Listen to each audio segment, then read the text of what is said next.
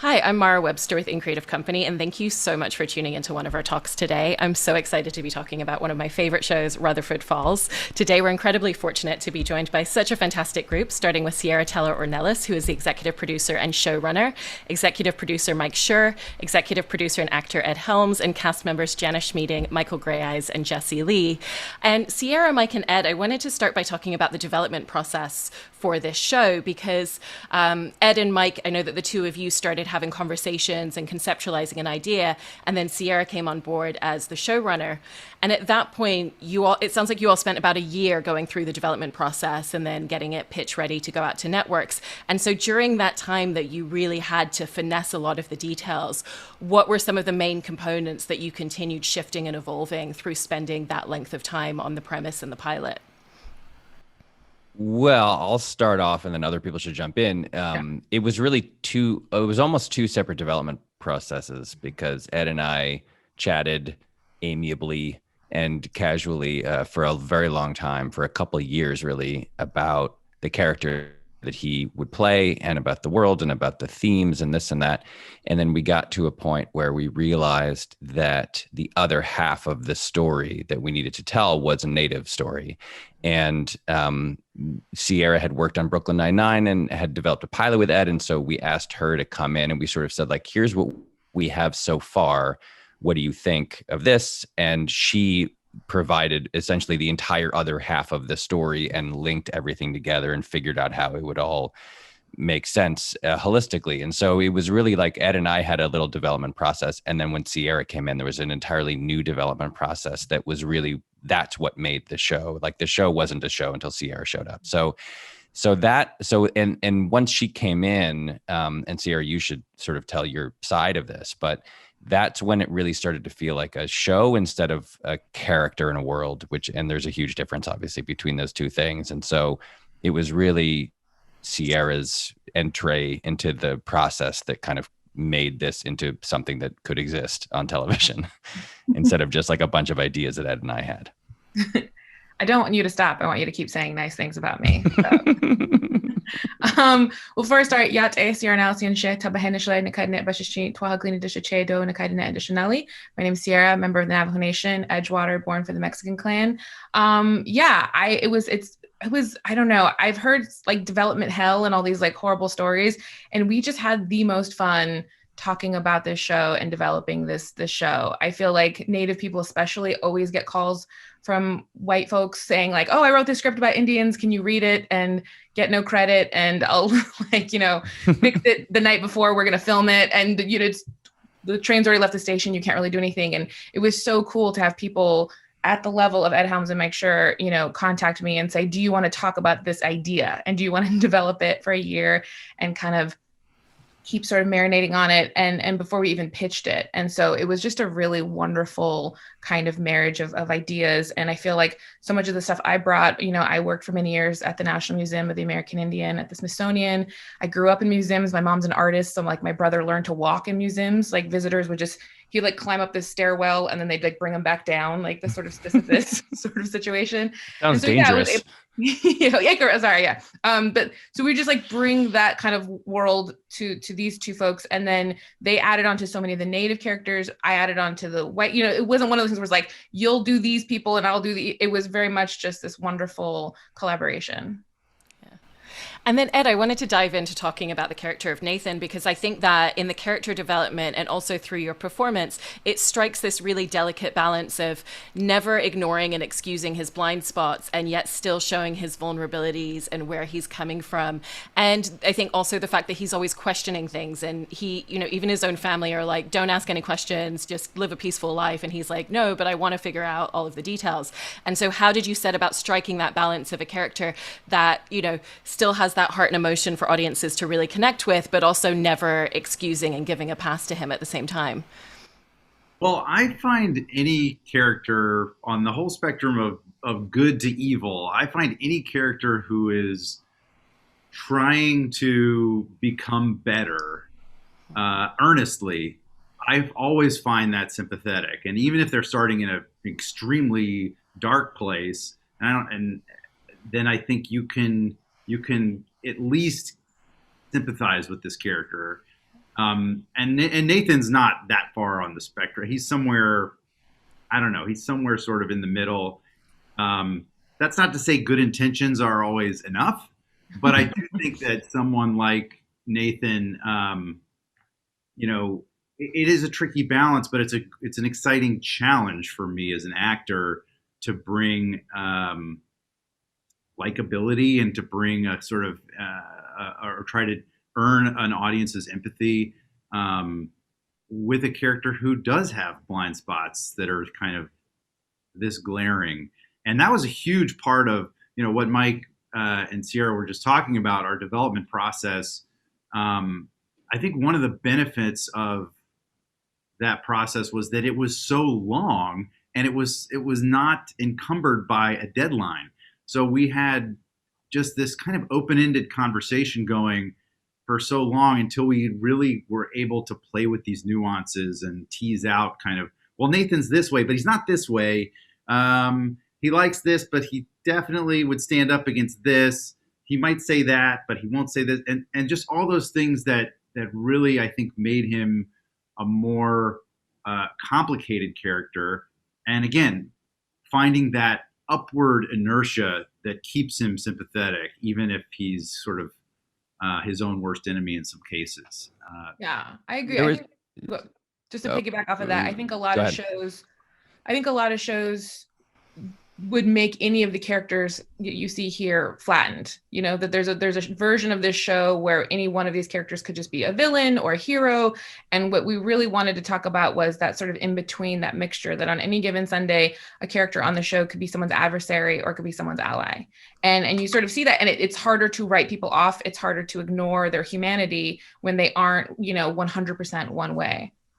Yeah, in the early days of The Office, which is where Ed and I met, we were sort of course correcting after the first season and trying to make the show more interesting and nuanced and sort of optimistic. And one of the lessons that Greg Daniels did with the writing staff, which was really valuable, was to say, like, look, you can't fundamentally change who Michael Scott is, right? He's a little bit ignorant and he's a little bit racist and he is not a great manager of people and he's not a great boss. And he's got these blind spots that are integral to who he is and necessary to get comedy out of him and to properly tell the story of The Office. But we can talk about what other good qualities he does have. And we went through this list and we were like, look, what are some things he could do given his character traits that would be good? Like he could give someone some good advice, or he could be a really good salesperson.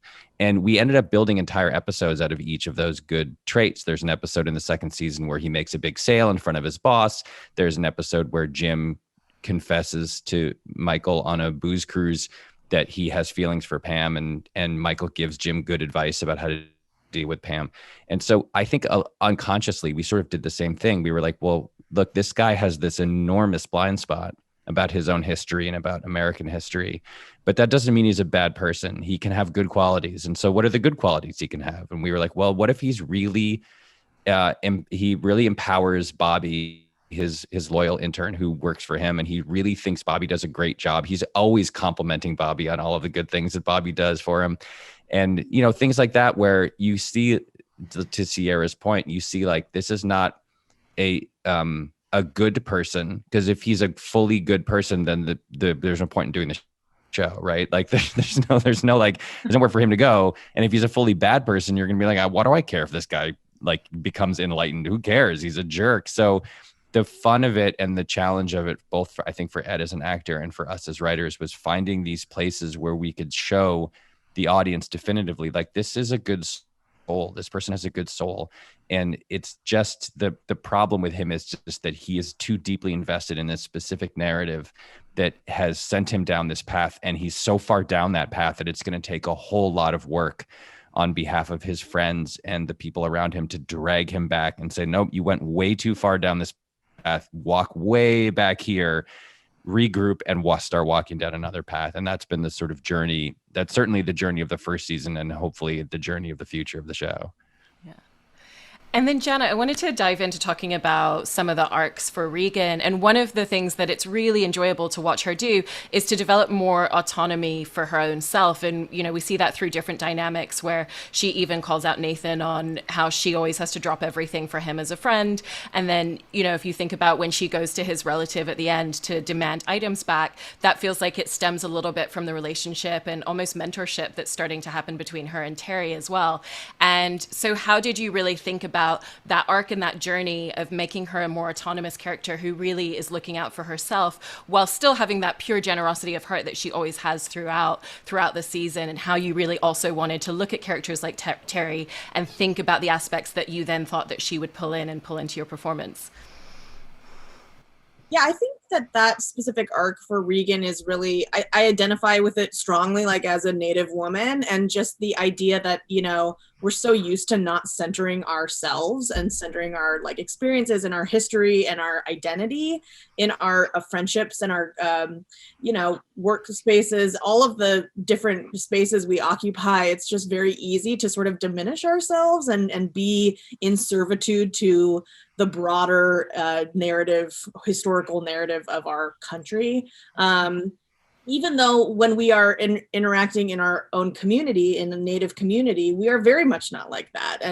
And so it's sort of this interesting balance that I think Regan kind of walks, where her access to her community or her reconnection to her community is through Terry. You may not be the best character to, like, you know, integrate her back into the good graces of her people. He's sort of like an unlikely mentor to her, but I think that with that partnership that she finds with Terry, she also finds solidarity. She finds strength. She finds like that her experiences are validated, and so she's able to sort of like refocus and recenter and kind of take what is hers in her life. And unfortunately, I think that when we do that as Native people, it is we're sacrificing some of those, you know,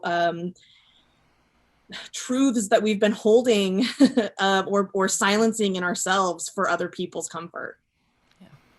And then, Michael, diving into your work on the show, I love how the way that everybody describes working with you is always about the minutiae of detail and the way that you dive so specifically into conversations about craft, not just before you shoot a scene, but also afterwards. And was interested in the afterwards because even though you've already filmed something, how for you does that elevate your work with scene partners in having those conversations once you film something, because it then goes on to inform the scenes that you're going to film tomorrow or the next week or the next month? And what is it that you love so much about being able to have those conversations? Well, thank you. I think actually my experiences as an educator really inform my current practice. I'm an associate professor at York University in the theater department, and for about a dozen years, I would daily be in meetings, watching students, working with them asking me questions about craft. And then afterwards, I would be in faculty meetings talking about a student and going like, why aren't they improving? And, or what do we need? And so for over a decade, I was immersed in discussion about craft, about process. And I actually think I became the actor that I am because of those years of discourse. So when I'm on set, I love to talk to my castmates about work. We talk a lot about history, political stuff as well.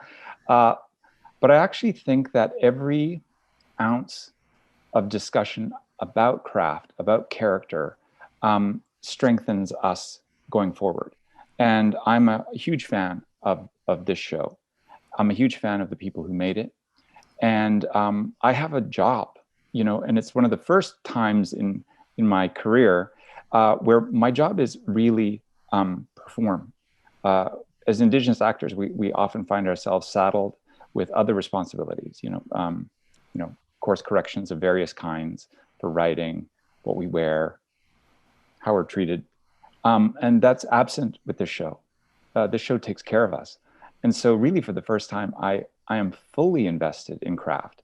and it's liberating. So, and also Jana and Ed are great teachers. So, and I watched Jesse and I'm like, okay, I've learned something. I need to do that next week.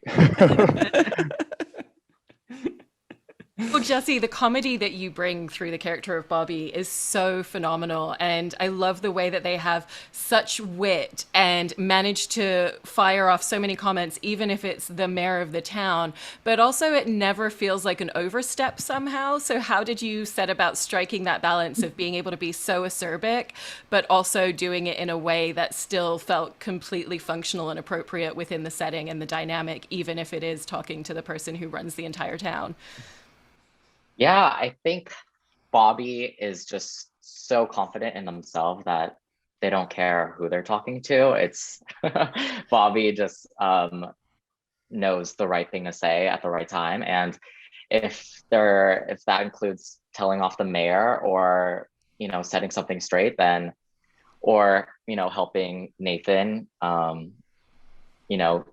realize something's not what he seems. I think Bobby is just really fun, and them being like 16 years old, I think they just kind of get away with saying these outlandish things, and I think it's just super fun to play off of Jana and to play off of Ed and kind of bring in this younger perspective and this younger voice, and yeah. And for you, Jesse and Jana, I was interested in the construct and the dynamic between your characters, because they're essentially tethered together because of Nathan initially, but at the same time they've developed a real friendship and a real intimacy. And so how did the two of you set about ideating what would their initial connection have looked like, and what was the journey in it becoming what it is now in terms of their intimacy as friends? Well, we both work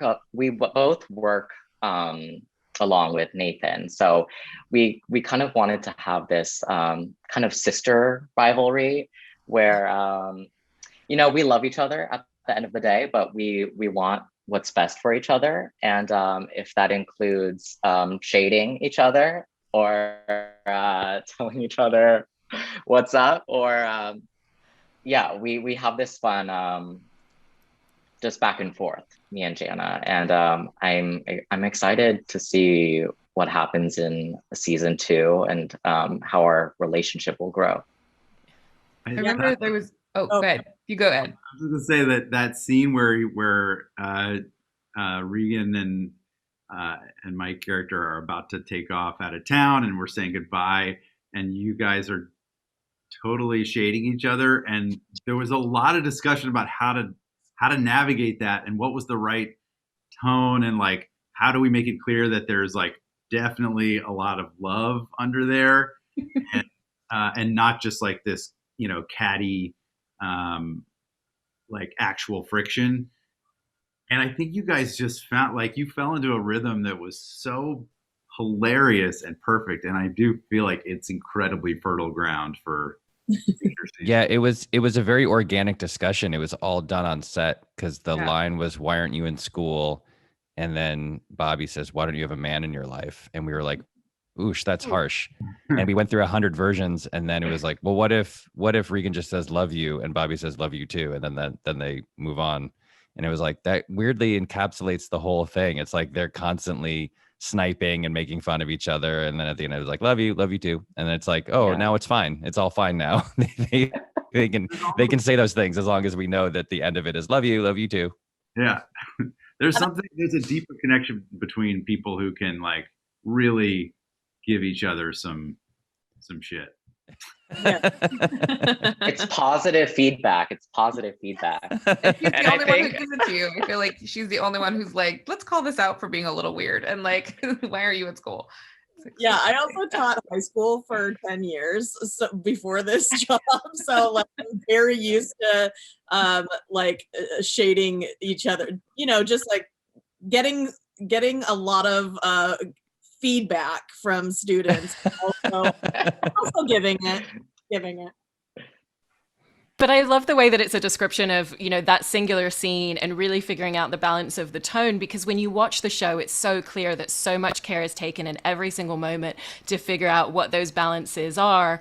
And it's also very clear that you've thought so carefully about the minutiae of the words on the page, but also that you've allowed yourselves the freedom to really experiment with how you want to elevate that into the performances, and, that you've given space to kind of play around and try some things off the cuff at the same point. So what has that journey been for all of you in making sure that you have every detail that you need in writing the scripts, but then also keeping that openness and flexibility once you're on set to be able to discover new spaces that you can take what you've already built the foundation for?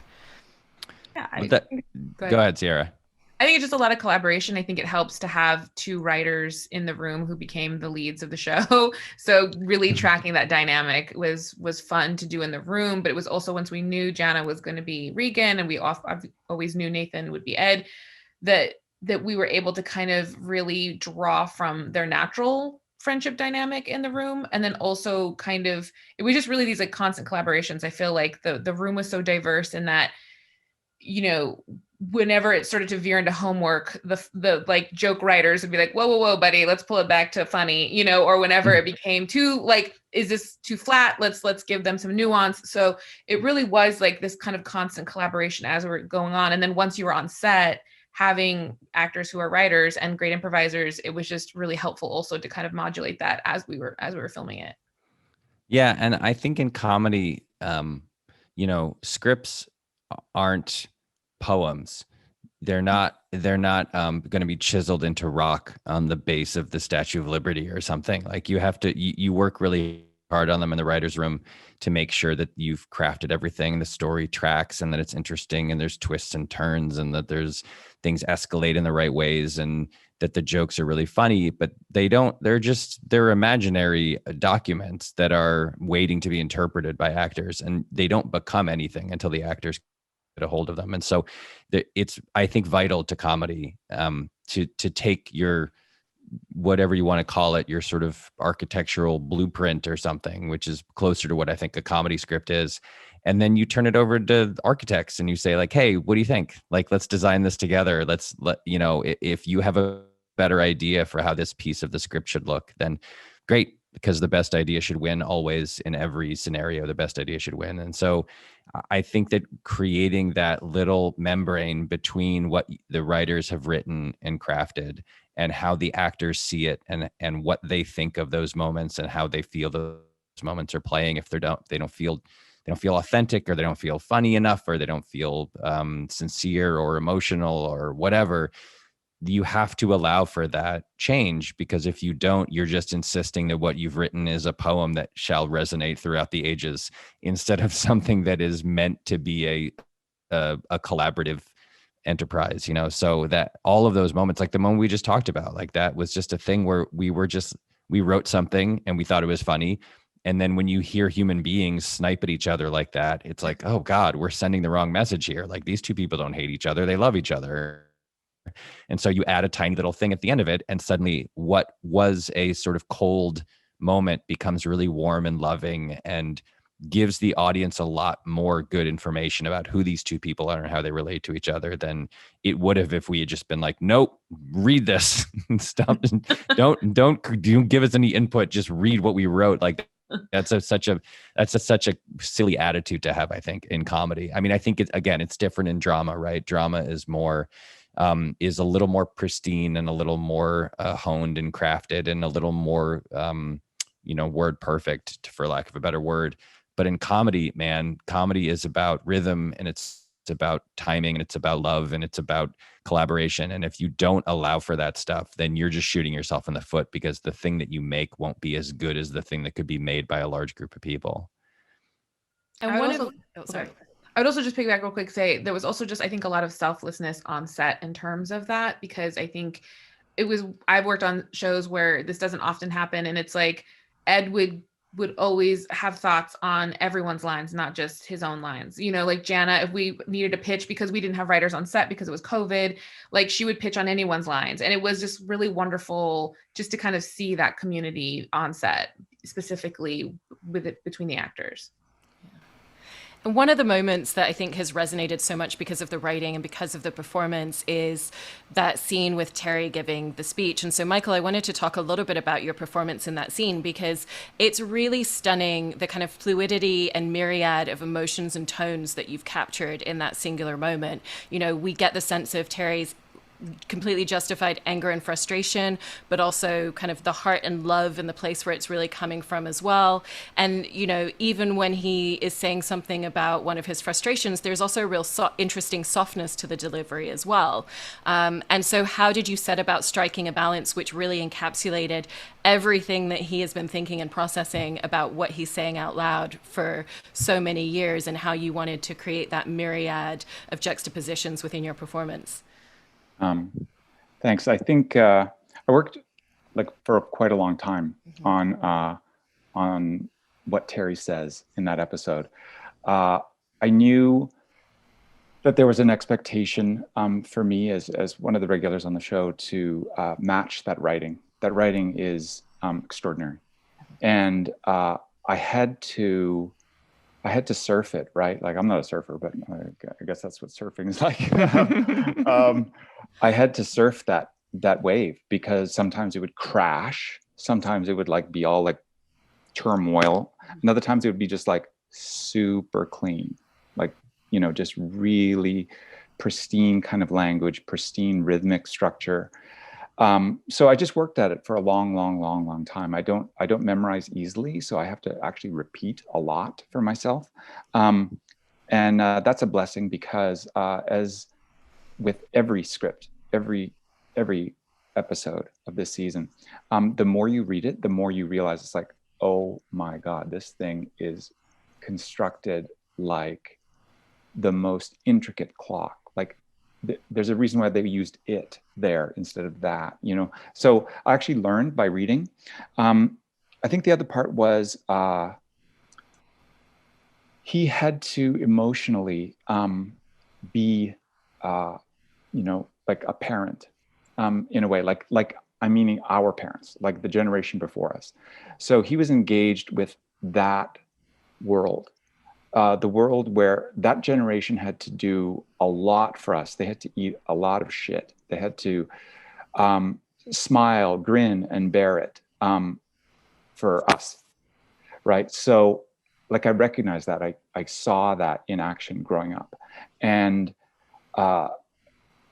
you know, that sort of that double consciousness, that ability to smile. You know, like in the South, it's like, you know, I'm pray for you.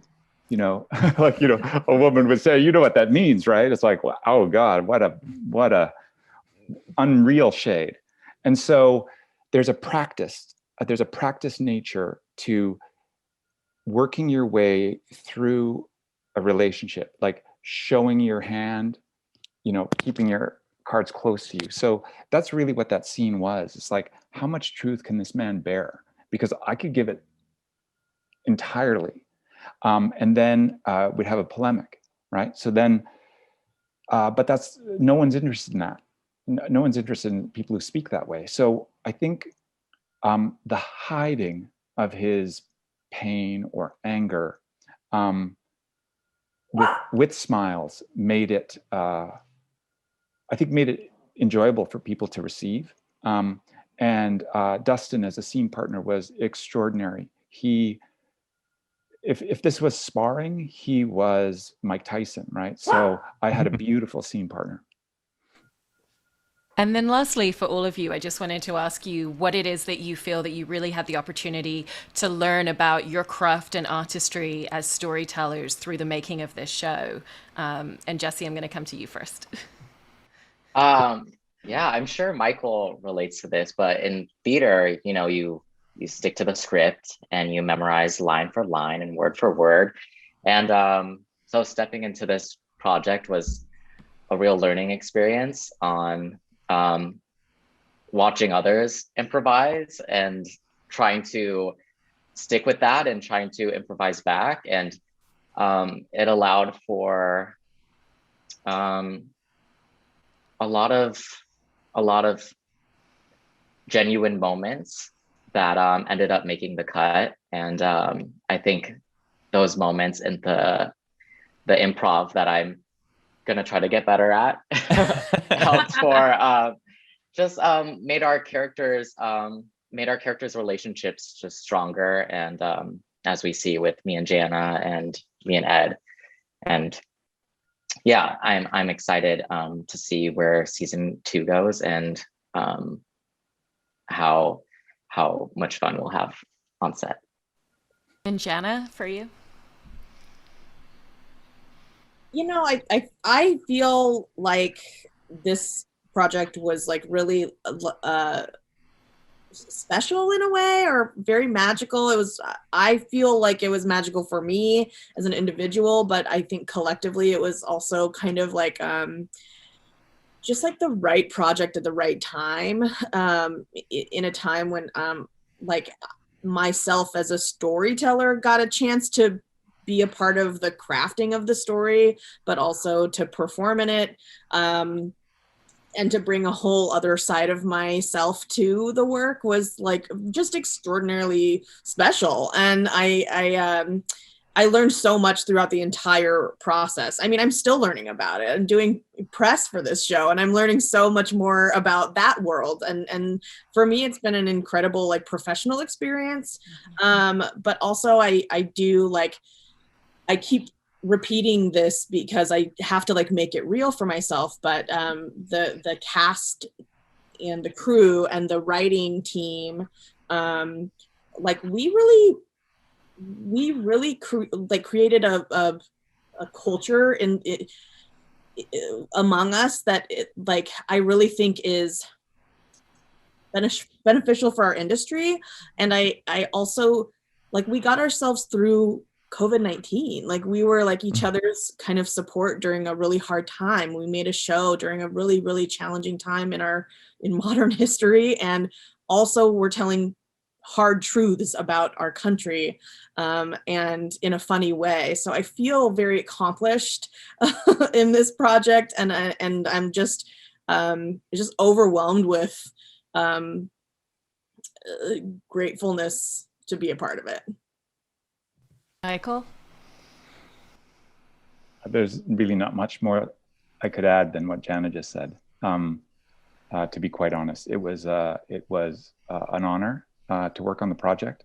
The learning curve for me as an actor primarily working in drama, to come to a place where I felt like everyone around me was a scientist, like a comedy scientist. And the tweaks that were happening on set, like in context, I was like, I'm in a lab. It's like, I have to watch and learn. So for me, it was extraordinary. I know I bugged Sierra quite a bit about this all through the season. But I said, so this is history, you know that, right? And she's like, I can't hear this. I have work to do.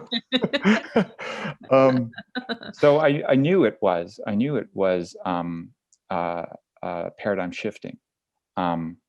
And I think the response certainly from our community. I mean, I just had a few friends of mine here in Canada, right, say we're going through a really hard time in Canada right now. And she said, we watch the news and we watch those numbers go up and we understand what that means. And she says, then we turn to Rutherford Falls and we watch you guys. And like the balance of what the show means to us is, it really can't be stressed enough. So I'm grateful, truly grateful.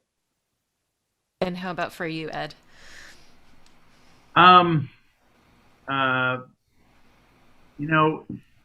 This experience has been incredibly profound for me for a number of reasons. One, just being the kind of, from a professional and creative standpoint, kind of being involved in something from the very earliest inception all the way through the nuances of the production, as an EP and in the writer's room and as a performer. This is something totally new. It's a depth of involvement for me that has been incredibly cool and exciting. But I would say even a sort of bigger takeaway for me has been, when you create a character like Nathan Rutherford with blind spots, especially as a storyteller, you're sort of coming from this place of default arrogance where you're like, but I'm better than that guy because I understand. That's why I'm telling this story, because I want other people to understand the problems that Nathan has. But of course, I understand all the problems Nathan has. But I will say, in the making of this show, and in working with so many people of such different backgrounds of my own, I have come to realize so many ways in which I'm more similar to Nathan than I would care to admit, and that and learning more about the issues of representation in in Hollywood and in show business. I think problems with representation stem from the people in power not knowing what they don't know, and it's just been incredibly humbling to realize so many of the things that I didn't know, and that I still feel like I'm learning, and I'm thrilled to be learning, but also, aware that I have some work to do too, and so I have an incredible amount of gratitude for that, and for the grace and generosity of everybody that I've been able to work with on this. For you, Mike? Well, by the way, that was perfect timing because my dog was barking a lot, and right up until the moment that you asked for me to weigh in. Well done. I think that there's a lot of different ways to create TV shows, and they run the gamut from sort of extremely cynical to extremely sincere. And the extremely cynical version of creating a TV show is that you look around at the landscape and you think like, there's no shows about professional violinists out there, and so let's do a show about a professional violinist and someone will buy that. And then the sincere version is this version, and the sincere version is Ed and I sat down one day, and literally the thing that we said out loud was like, what's interesting about the world? And who cares? Forget about characters, forget about what network this is going to be on, just what's interesting about the world. And this is 2016. So there was a lot interesting about the world in 2016. And we sort of identified this particular kind of mindset that a particular kind of person has. And we started talking about it, and we read books, and we listened to podcasts, and we had discussions regularly that were just sort of free flowing and really from the gut. And slowly but surely a character started to form, and slowly but surely a world started to form. And then we hit a point where we needed help, and so we called our friend Sierra, and Sierra came in and said, ooh, this is interesting, but how about this? And then the three of us talked organically and slowly about what was interesting about these characters and the world that we were talking about, and how it might be dramatized. And everything gets blurry when you make TV, like especially during COVID, when you couldn't even see anybody because you were wearing a mask and a face shield, and you couldn't hear anybody because nobody could hear anybody talking. So the process gets really blurry. But when you go back and think about the process from beginning to end, what you see with this show is it was just a group of people who were really, really intently and sincerely discussing things about the world we live in that we found interesting. And it's just so rewarding. That's just the most rewarding way to do it. I'm so proud to be associated with the show in any way, because I feel like it came from the heart it came from a number of hearts in a just completely organic way.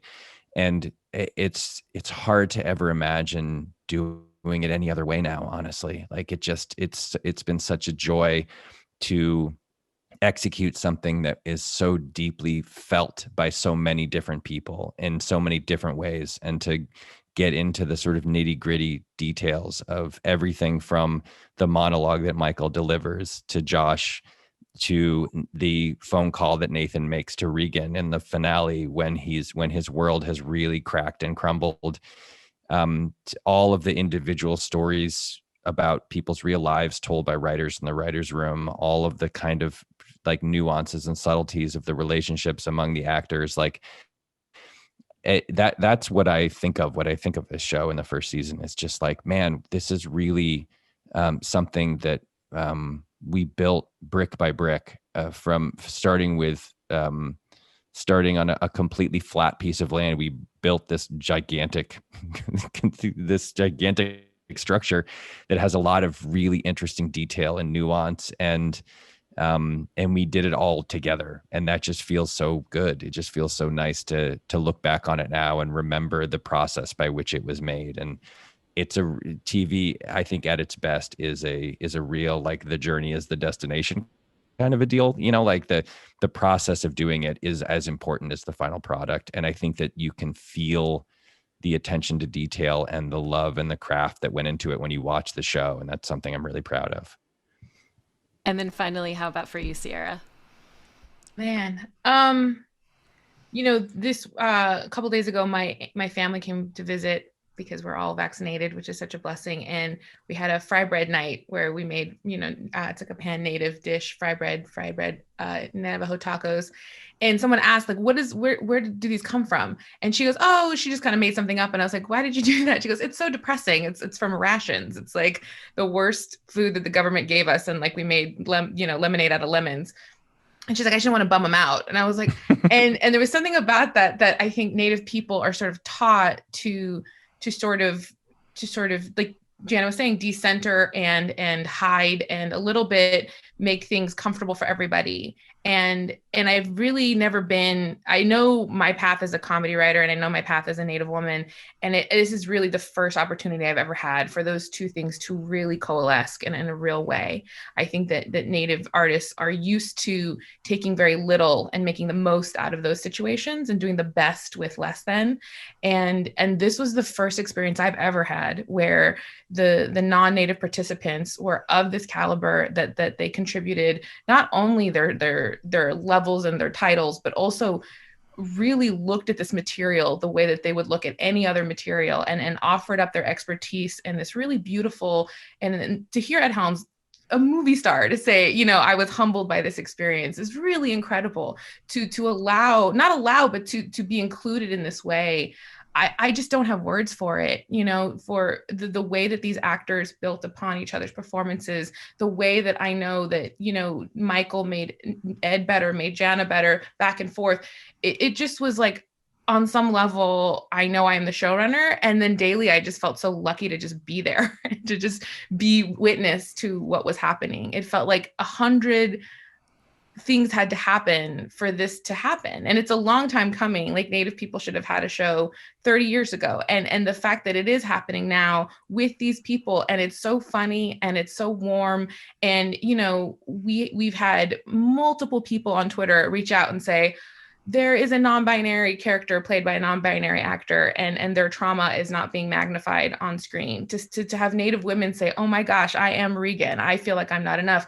And to people saying, I want to be Terry. Like, I went into this dissertation channeling Terry, and I put on my power jewelry, and I've seen white viewers on Twitter say, thank you for showing a character like Nathan and having these conversations, and I don't feel like the worst person on earth, right? And to have these characters be funny and complex and dynamic, I'm just so proud of them. I'm so proud to be a part of the show, and I've learned so much from everyone on the screen. So yeah. I think everything that you've all done within this first season and those first few episodes is truly phenomenal. And I really, really can't wait till we get to see more of everything that you all concoct together. And thank you so much for all taking time to chat with us today. Thank you. Thank you. Thank you, Mara.